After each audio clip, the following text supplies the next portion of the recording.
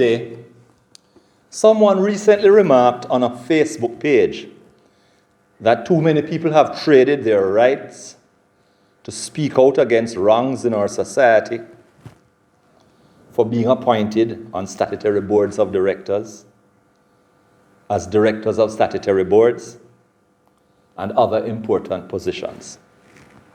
I believe it to be so. I'm seeing instances where people who are normally outspoken and critical of all sorts of things, once they are appointed on a board, tend to shut their mouths about what is happening. It is by no means a new phenomenon in Jamaica. Of course, it is expected that once someone is on a board, there will be confidential information that they cannot divulge. I'm not talking about that. In some instances, they are made to be sworn to secrecy, and that is most understandable. Again, I'm not talking about that. But that secrecy is supposed to only apply to those matters communicated to them as directors of whatever statutory boards that they were appointed to. It is not supposed to be that they can't be critical of the affairs of the state. However, politicians that govern, whether of one party or the other, have been known to be vindictive and remove people who are critical of them from statutory boards. Some politicians, if they are friends or relatives of others, of media houses, especially newspapers, in the old days, if someone writes something criticizing them, they have been known to remove those persons, those journalists, or those columnists, or have their friends do so. And they do not have to be friends. Ministers of government can stop newsprint from coming into the country, although that matters less these days with the internet, where all media houses, whether print or spoken, are online.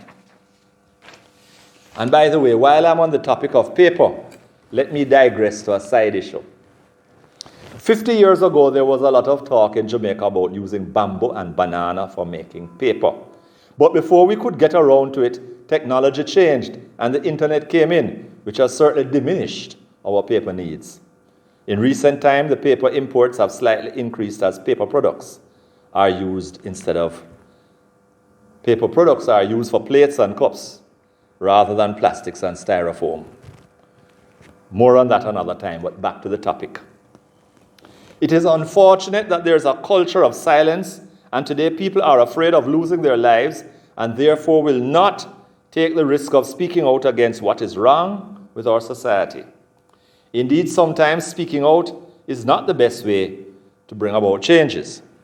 Be that as it may, I long for a day when people can be appointed to statutory boards and statutory authorities and not fear that their positions will be taken away if they exercise their constitutional rights to speak out.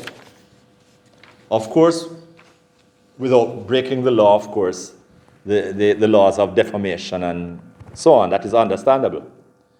One might ask, who wants to serve on a board? Apart from the fact that it's certainly a way of giving service to Jamaica or whichever country one serves in such capacities. It feeds the ego and it gives people a sense of self-esteem. The need for self-esteem is necessary in a country where so much has been done to destroy self-esteem. This goes back to the way in which most Jamaicans have been raised in dysfunctional families and simply incorrect statements pertaining to our boys or dysfunctional statements are made to our boys by mothers that they are just like their worthless fathers, and that can have a debilitating effect on youngsters, especially boys.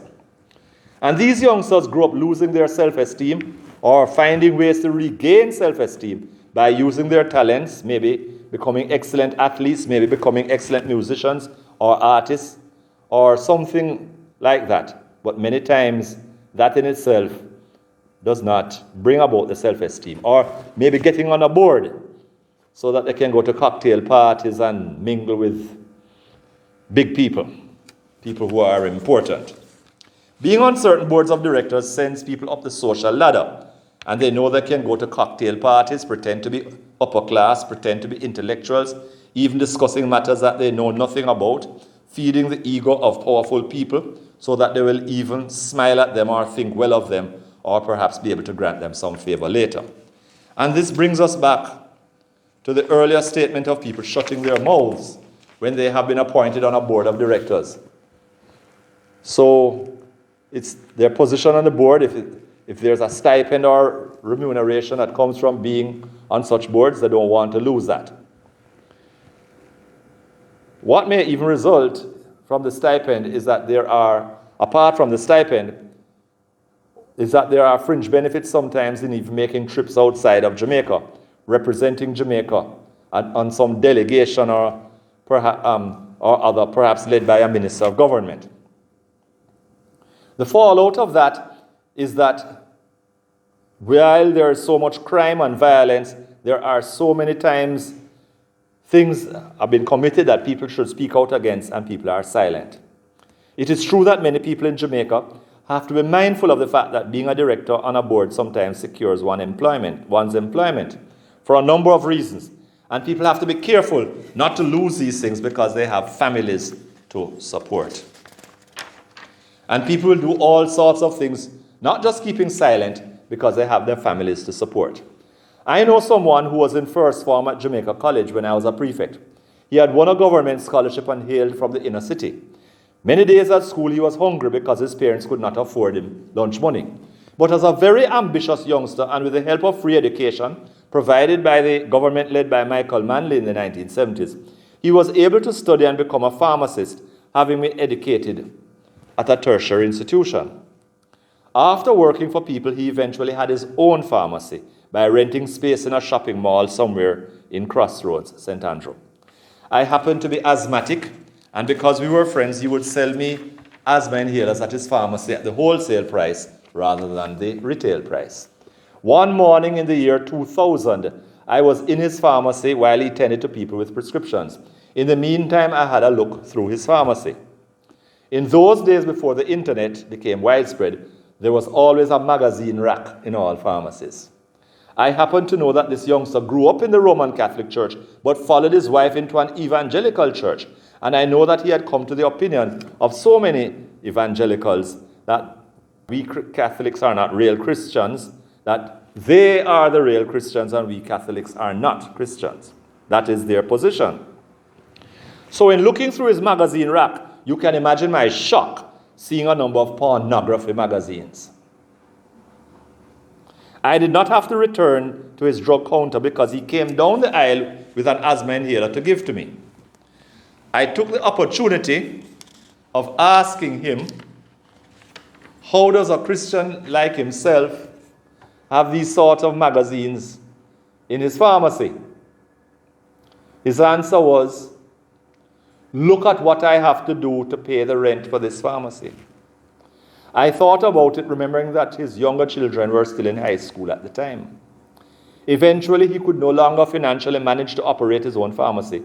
So he went back to being an employee at a pharmacy or pharmacies in upscale St. Andrew, and even ended up after that as a guidance counselor at one of our Catholic schools. He's now retired. Maybe you wonder why Catholic priests and religious are celibate. There are many reasons for it, but one of the reasons is that religious brothers can face danger because they can speak the word and not worry about losing their lives because they don't have any dependence behind. And they do not have to compromise their morality to feed, house, and educate their children. There are more reasons than that, but that is certainly one of them. Celibacy replaced martyrdom that occurred often in the early church. But 99% of all people are called to get married and have families. And of course, it is a challenge. We have to find ways and means of surmounting our problems, despite the fact that people have either small children or even grandchildren. Have a good day.